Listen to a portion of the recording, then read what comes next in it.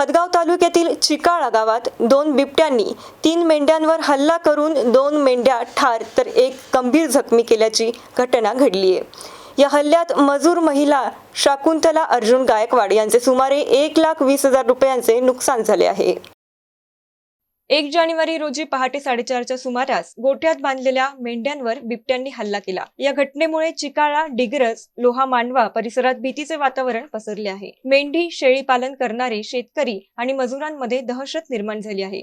दरम्यान परिसरात यापूर्वीही बिबट्यांच्या हालचाली आढळून आल्या असतानाही वन विभागाकडून जनजागृती आणि प्रतिबंधात्मक उपाययोजना न झाल्याचा आरोप नागरिकांनी केलाय। घटनेनंतर उशिरा पंचनामा करण्यात आला असून नुकसानग्रस्त महिलेला तात्काळ मदत देण्याची मागणी ग्रामस्थांनी केली आहे। Balasaheb Khanjode, MCN news, Hadgaon.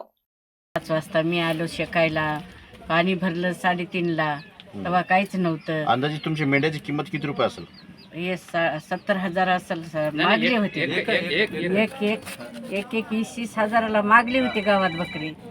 आता मी दिली नाही, आपले राहू जावं, आपलं त्याच्यावर जीवन आहे। 1 बकरं 2 मेंढ्या हाता मनुष्याने। तुमची आता काय सध्या मागणी काय? आता मागणी काय, त्याची भरपाई द्यावं असेल ना, दुसरं काय आहे होणार।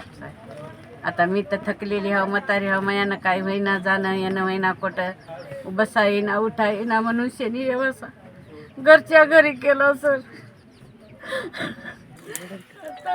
काय सरकारच मायबाप मला काही मान्यता करून ज्याने आहे तेवढी भरपाई करून द्यावं त्याने सर्व मायबाप।